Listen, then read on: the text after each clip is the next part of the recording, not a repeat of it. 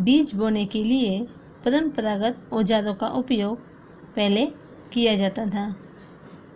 परंपरागत रूप से बीजों की बुआई में इस्तेमाल किया जाने वाला औजार कीप के आकार का होता है। बीजों को कीप के अंदर डालने पर यह 2 या 3 नुकीले सिरे वाले पाइपों से गुजरते हैं। ये सिरे मिट्टी को भेद कर बीज को उसमें स्थापित कर देते हैं। यह चित्र परंपरागत औजार का दिखाई दे रहा है। आजकल सीड ड्रिल का उपयोग बुआई के लिए किया जाता है। इसके द्वारा बीजों में समान दूरी एवं समान गहराई बनी रहती है। यह सुनिश्चित करता है कि बुआई के बाद बीज मिट्टी द्वारा ढक जाए। इससे बीजों को पक्षियों द्वारा खाया जाने से रोका जा सकता है। सीड ड्रिल द्वारा बुआई करने से समय एवं श्रम दोनों की ही बचत होती है। तो 2 प्रकार के औजारों का उपयोग बताया गया है, परंपरागत और आधुनिक। अब हम देखेंगे कि पौधों में या मिट्टी में खाद एवं उर्वरक को मिलाना। बीज बोने के बाद खाद दी जाती है, उर्वरक मिट्टी में मिलाए जाते हैं। तो यह क्यों मिलाए जाते हैं जानेंगे। वे पदार्थ जिन्हें मिट्टी में पोषक स्तर बनाए रखने के लिए मिलाया जाता है उसे हम खाद या उर्वरक कहते हैं। मिट्टी फसल को खनिज पदार्थ प्रदान करती है। यह पोषक पौधों की वृद्धि के लिए आवश्यक होते हैं।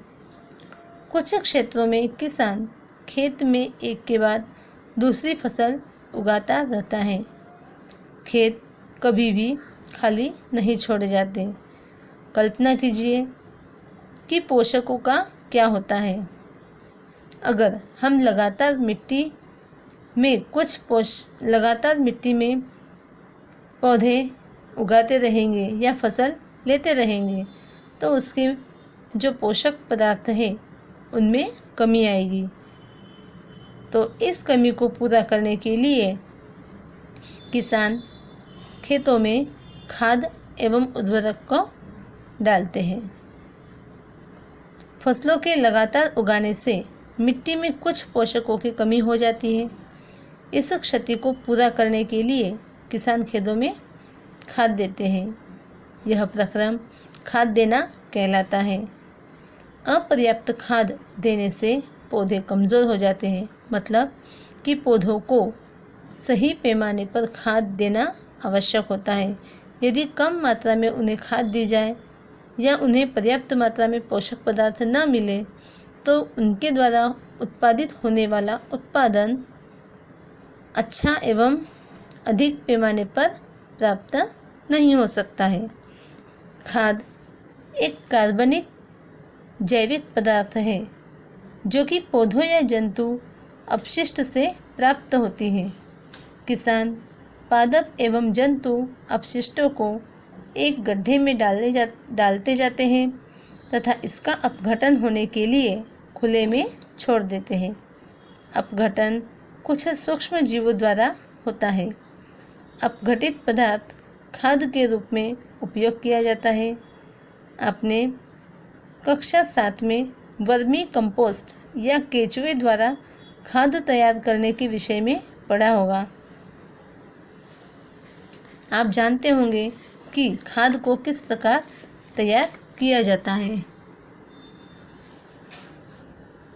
अभी आप इस चित्र में देख सकते हो कि 3 छोटे छोटे गिलास लिए गए हैं जिन्हें नाम दिया गया है ABC। इसमें थोड़ी मिट्टी डालनी है और यह प्रयोग आपको घर पे करके देखना है कि तीनों में समान मात्रा में मिट्टी डालनी है। उसके बाद एक गिलास में खाद मिलानी है, दूसरे गिलास में उर्वरक मिलाने हैं और तीसरे गिलास में कुछ भी मिलाना नहीं है।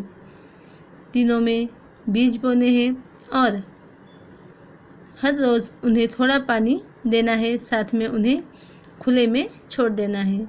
आप देखोगे कि तीनों में जो भी उत्पादन होगा उसमें अंतर आपको दिखाई देगा।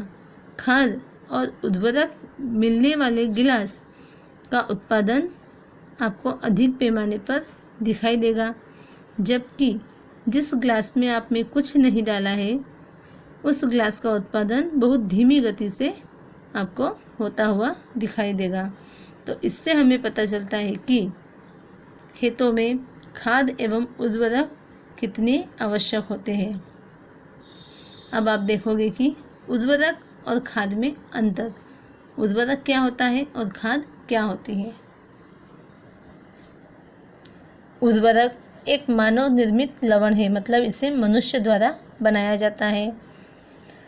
खाद एक प्राकृतिक पदार्थ है जो गोबर एवं पौधों के अवशेष के विघटन से प्राप्त होता है।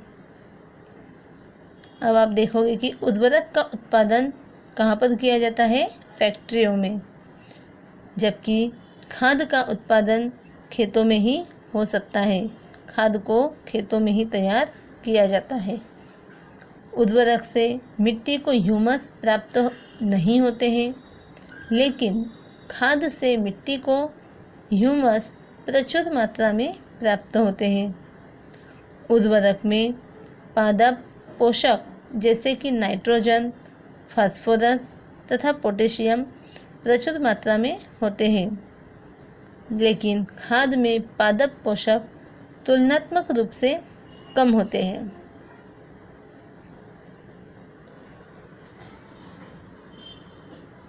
अभी आप देखोगे कि खाद के लाभ क्या होते हैं। खाद, खेतों में खाद डालने से मिट्टी की जल धारणा क्षमता में वृद्धि होती है। इससे मिट्टी भुरभुरी और सरंध्र हो जाती है। इससे मित्र जीवाणुओं की संख्याओं में भी वृद्धि होती है और खाद से मिट्टी का गठन सुधर भी जाता है। आगे देखोगे अगले टॉपिक में।